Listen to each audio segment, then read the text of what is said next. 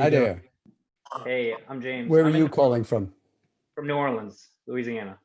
Oh, Um, wonderful. yeah, it's really nice here too, which is weird for subtropical.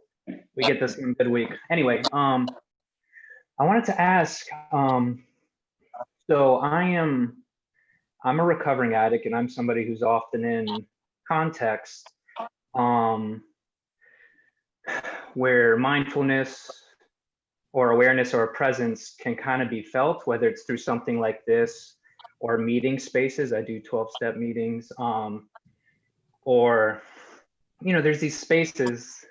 It's just funny that you brought up this thing of who's needing this and who's most needing this, and we're kind of all here, and that interests me a lot. You're somebody I really appreciate. You have a very pragmatic, practical conveyance of this stuff, and it's not woo-woo and dressed up. And I think that's why it's always touched me a lot. And I think about conveying a message and trying to carry principles in my life and kind of have this attractive force and not to proselytize or be a missionary about it. So all to say, I'm in these contexts as well where the stage isn't set for this kind of thinking. Right. It might be chaotic. It might be, whether that's in the family unit. I play music. I'm in a band and I play in these bars sometimes. And I don't judge these places, but in these places, and whether that's professionally, and I do hard labor work and carpentry and stuff.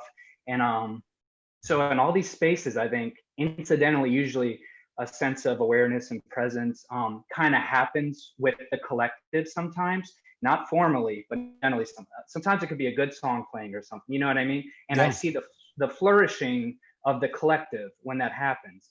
And there's sometimes I think, man, I wish I knew how to try to generate this a little bit. And I just wanted to ask you, not that I feel a soul sense of responsibility, but sometimes I have a voice in these places.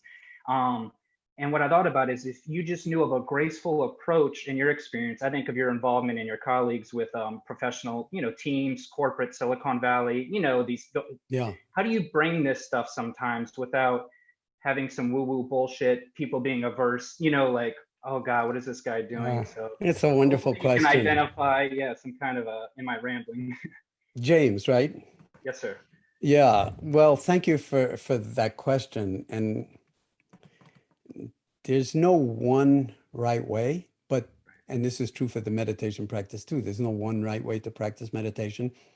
So all of us need to, in fact, find our own way, and we need each other's ways. We need each one of us to do it. So I can just kind of feel from you that it's a beautiful question. And what will make the biggest difference in all of those venues that you find yourself in, whether it's family or up there on a stage playing with a band or whatever, is how you be. When you're embodied, because of interconnectedness, everybody feels it. Maybe they'll even hear it off of whatever instrument you're playing, because you're, and then there are all these trivialized ways of in the zone or whatever, but you're actually being fully present. And everybody recognizes that, because that's the common core of our humanity, which is why I sometimes use the word love to describe it. It's not like, sort of self-centered love, narcissistic love. So the best instrument that any of us has is yourself, your body, how you carry yourself, whether it's in the family, whether it's in medical school, whether it's, in the hospital, whether it's in a band, wherever you find yourself. Probably there are thousands of people who could say the same kind of things in the cognitive domain about whatever your ideas and opinions were. But when you are embodying something that's more profound than merely your ideas and opinions, and the general sense is that people are attracted to that, because that's what we're all missing.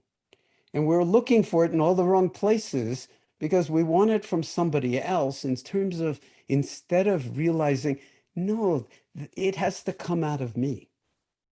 And then we fall into this like, well, who am I? I don't have that. That's very doubtful. And this is where the world really needs us all on deck, or the world needs all its flowers. And so your question is really, really important, because what you care about becomes embodied through your practice. And then people will be asking you for stuff as opposed to you trying to sell them on some particular thing or other. And you have to not be attached to the outcome. This is the hardest part of all, but it's like, of course, we're all attached to outcomes, but that's where the mindfulness comes in. You notice how attached you are to the outcome, and then you find a place in yourself that can let go of that. And as soon as you've let go, you're free of it, but that doesn't mean you don't care. That means you really, really, really care. You really, really, really care. And you care your way, not Jon Kabat-Zinn's way, or whoever the guru of the moment is, or some philosopher from, who's dead. All of those could contribute to your formation and maturation as a human being, which goes on until your last breath. But along the way, the more you just are willing to show up and be yourself and not have to be perfect, but to just be your own imperfect self and yet be okay with that and maintain integrity, the world is, I don't know whether to say starving for that or dying for that. I actually am afraid that it's both, Yeah. that we're dying for that. And that's why we really need this practice in a way that's not a catechism and you just follow the guru or the teachings even, but follow your heart and listen deeply to all the hearts beating around you. And that's what we're doing here today. Thank you. Thank you. I appreciate it. Thank you guys so much.